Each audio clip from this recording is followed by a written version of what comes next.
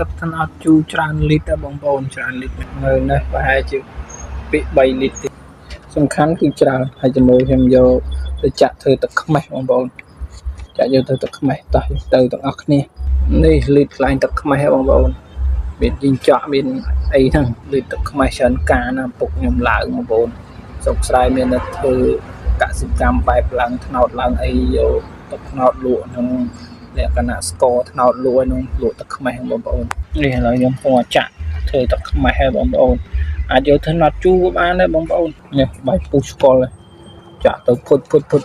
បាយពុះស្កល់មកជូរបងប្អូននេះលើកទាំងកតងមកតែសមោចខំមកបងប្អូននេះអូគុតទៅហើយទៅទៀតហើយបងប្អូននេះកតងបន្តបន្ទាប់បងប្អូននេះបងប្អូនមានតែប៉ុណ្ណឹងអរគុណច្រើនហើយយកទៅធ្វើទឹកខ្មេះបាយបងប្អូន